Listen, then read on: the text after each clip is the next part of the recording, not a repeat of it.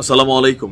খুবই খারাপ এবং দুঃসংবাদ। আমি ভাবছিলাম যে হয়তোবা যুদ্ধটা খুব বেশি দীর্ঘায়িত হবে না, কিন্তু আমি যখন একটু আগে নিউজটা রেডি করছিলাম এর মাঝখানেই লেটেস্ট চাঞ্চল্যকর তথ্য হচ্ছে দুই দেশ আবারও তীব্র গোলাগুলি এবং যুদ্ধে লিপ্ত হয়েছে।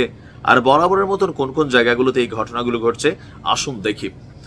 ভারত এবং পাকিস্তানের মধ্যে যে সীমান্তগুলো আছে, বিশেষ করে আপনার জম্মু কাশ্মীর, আজাদ কাশ্মীর, এই সীমান্তগুলোই আমরাই দেখলাম যে গত 2 থেকে 3 দিন যাবত যুদ্ধ যখন থেকে শুরু হলো এই জায়গাগুলোই মোটামুটি টার্গেটেড। আপনার জম্মু কাশ্মীরের উরি এবং পুঞ্চ এলাকায় পাকিস্তানি সেনারা ভারী কামান এবং গোলা ব্যবহার করে গোলাবর্ষণ শুরু করেছে দাবি ভারতীয় সংবাদ মাধ্যম হিন্দুস্তান টাইমস। ভারতের পাল্টা জবাবও চলছে সমান তালে, তারাও গোলাবর্ষণ করছে।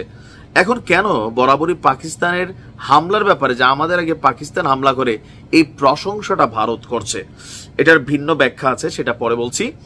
আর একটু আগেও আপনার ভারতের জম্মু, সাম্বা এবং পাঞ্জাবের পাঠানকোট সেক্টরে একাধিক পাকিস্তানি ড্রোনের গতিবিধি লক্ষ্য করেছে বলে জানিয়েছে ভারতের প্রতিরক্ষা সূত্র।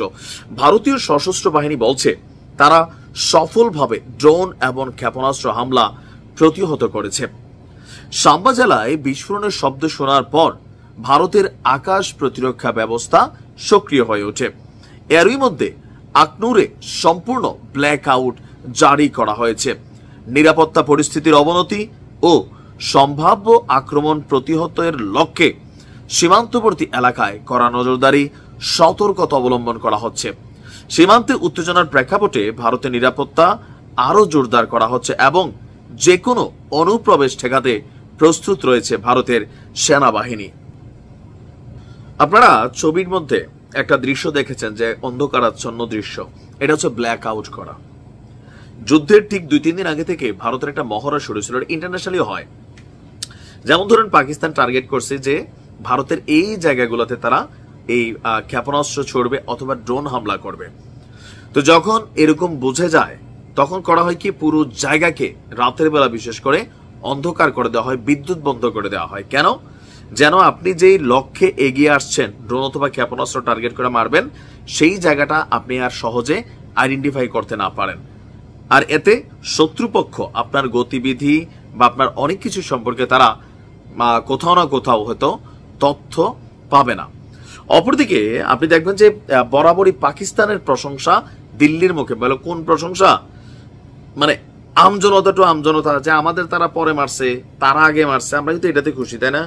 তারা বেটা আমরা মাইরা দিয়ে আসছি আগে, পরে না হেরা দিছে, আমাদের ডরে মরে, যাই হোক।